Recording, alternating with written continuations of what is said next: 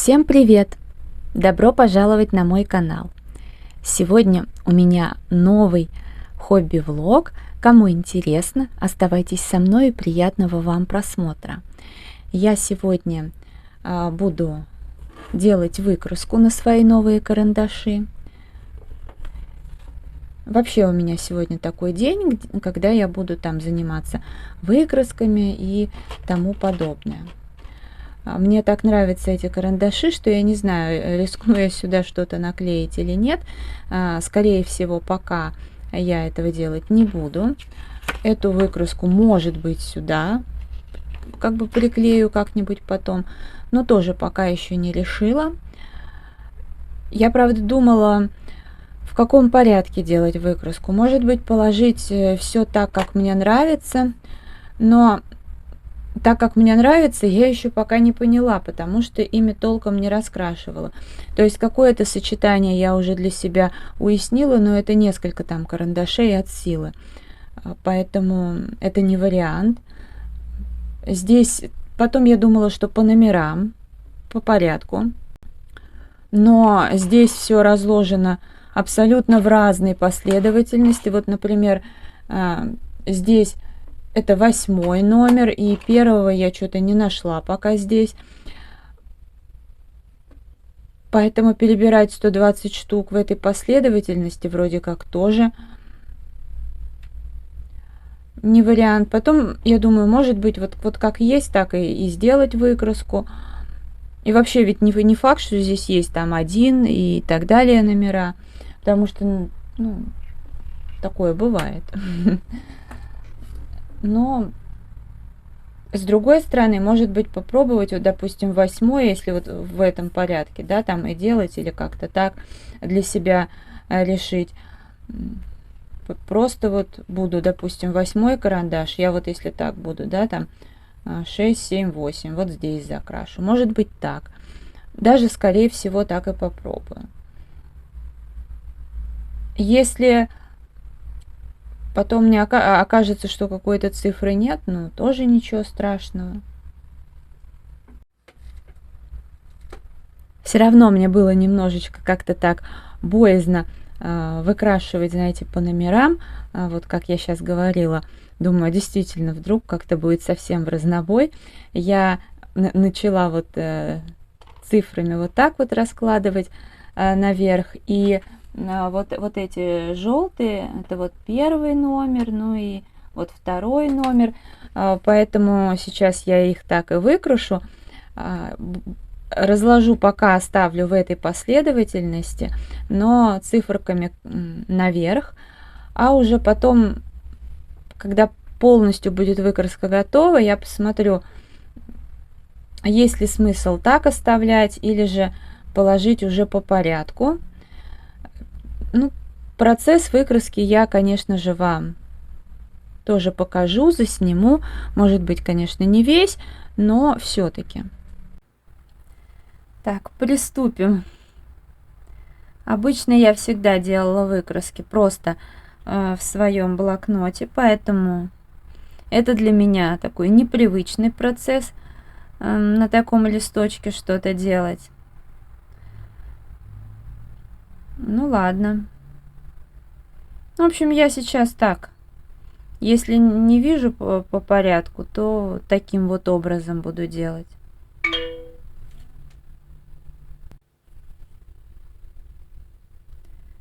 Ну, где-то буду просто высчитывать, пропускать. Но пока вроде все на месте.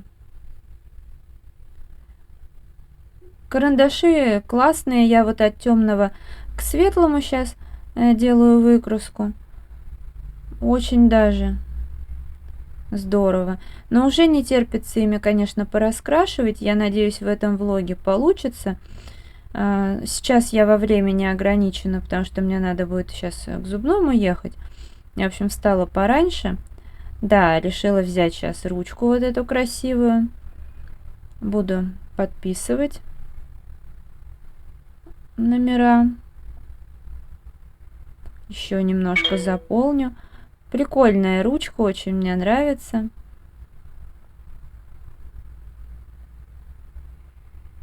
Ну и посмотрим.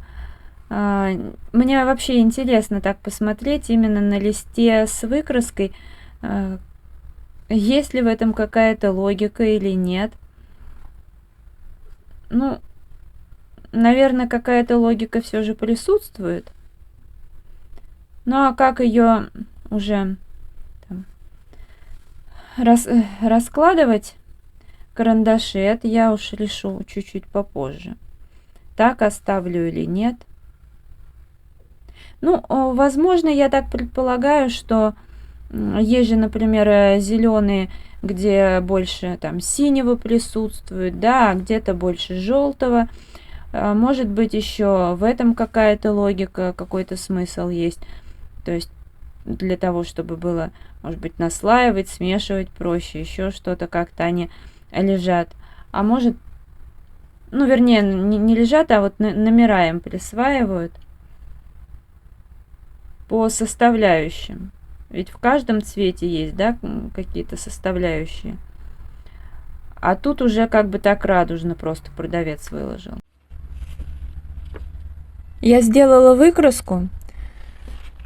Ну, все-таки, да, наверное, может быть, по каким-то составляющим вот у них так определяются номера. Не знаю. Ну, я имею в виду схожим каким-то. Потому что так вот, в принципе, смотришь, все как будто бы в разнобой. Не, ну не совсем, конечно, поскольку вот... Не, ну, как-то странноватенько, конечно. Но я пока делала выкраску, я думала, вот оставить их все-таки в коробке так или нет, и решила положить прям по номерам, от первого до последнего. Потому что вот когда я раскладывала, например, карандаши, я, допустим, какой-то не могла номер найти, и я смотрела выкраску. И так получилось, что, допустим, я там смотрела какой-нибудь голубой, да, сразу взгляд падал на лоток, где вот, допустим, голубые цвета лежат, и я не находила нужного оттенка, и потом его находила совершенно в каком-то таком другом цвете, то есть рубашка вот эта карандаша, она не соответствует практически реальному цвету. Поэтому лучше всего, ну, для меня, по крайней мере, разложить их по порядку и тогда уже ориентироваться действительно на реальную выкраску и потом, соответственно, спокойненько все искать. Ну и лотки. Вот это первый, второй и, соответственно, третий. Теперь уже можно сейчас будет все убрать. Ну, я не знаю, как бы, что я сейчас буду раскрашивать. Если что-то карандашами, то, соответственно, возьму, например, их на пробу. Ну, а если нет, то уже потом. Выкраска пусть лежит здесь. Ну, и как-то так. Ой, прошу прощения. Уберу пока в сторону. Решила я пораскрашивать в Рите Берман. Пока еще не знаю, правда, какую иллюстрацию я выберу. Сейчас полистаю немножко и определюсь. Опять же, вроде бы и нравится раскрашивать уже теперь по порядку, но как-то что-то мне пока не хочется эту иллюстрацию красить. Я вот думаю, может быть, выберу что-нибудь вот такое вот простенькое.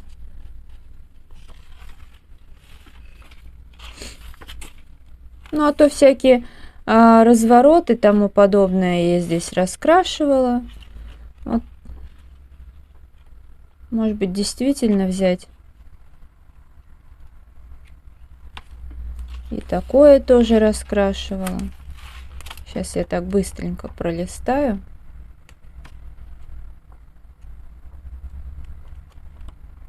Да, наверное, я возьму вот эту иллюстрацию и раскрашу ее брутфунерами.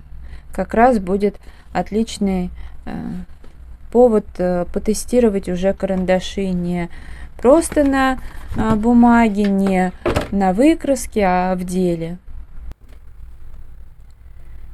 Ну, в общем, самый такой момент. Попробуем их в деле. Все-таки ими раскрашивать. Одно дело раскрашивать, другое выкраску делать. Ну, вообще, вроде как мне нравится. И результат, вот, ну, как я вижу, меня устраивает. Нажимать на них не нужно. Они прям такие мягкие, действительно мягкие, яркие.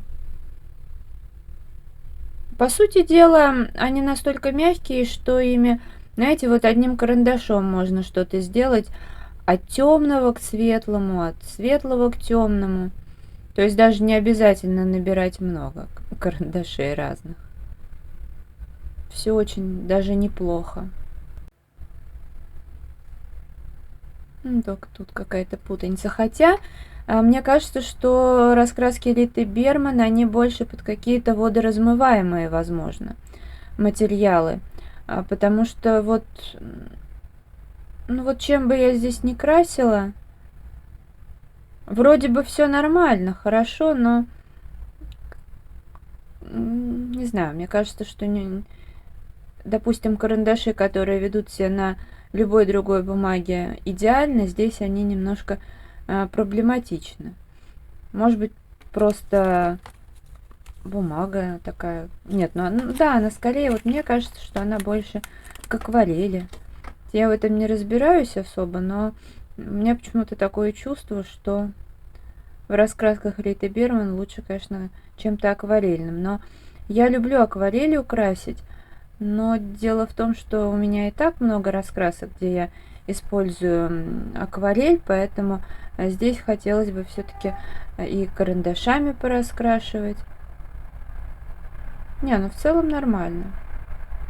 И вот эти вот оттенки классные, потому что обычно розовые, фиолетовые, сиреневые, даже в самых лучших наборах как-то немножко бывают жестковатые, а здесь или суховатые, или жестковатые.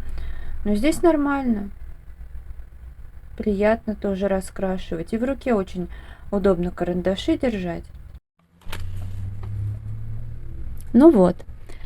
Закончила раскрашивать этот букет.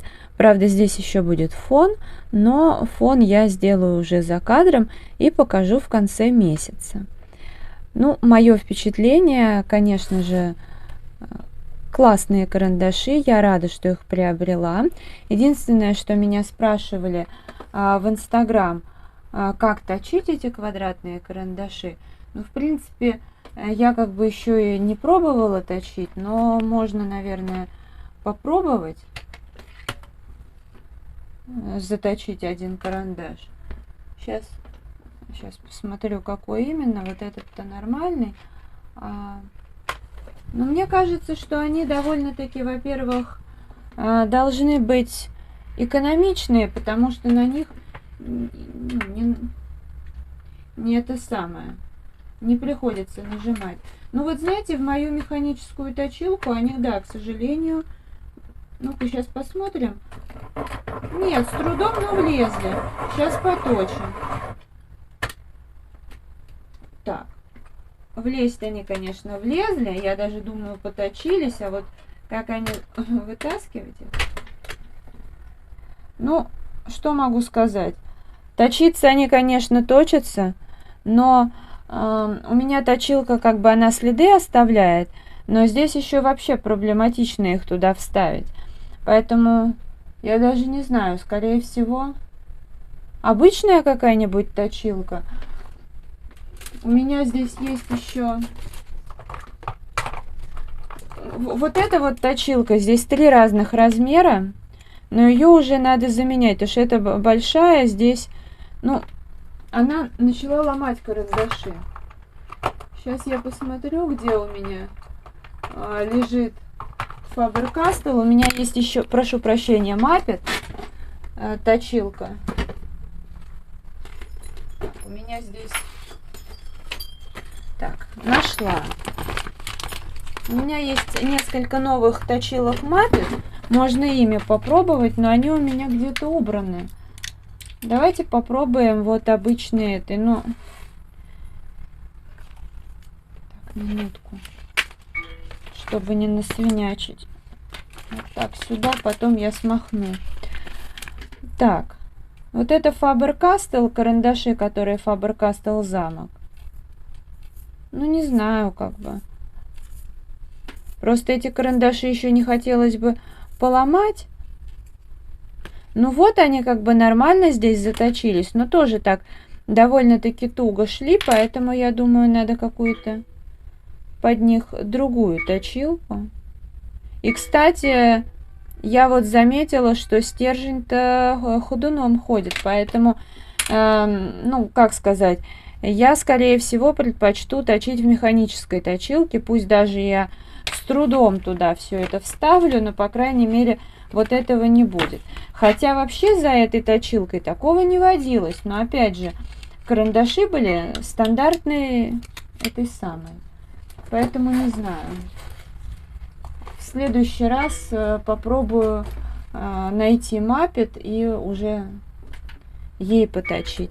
Ну а это видео я буду завершать. Если оно понравилось, ставьте лайк, подписывайтесь на мой канал, жмите на колокольчик, чтобы не пропустить новые видео.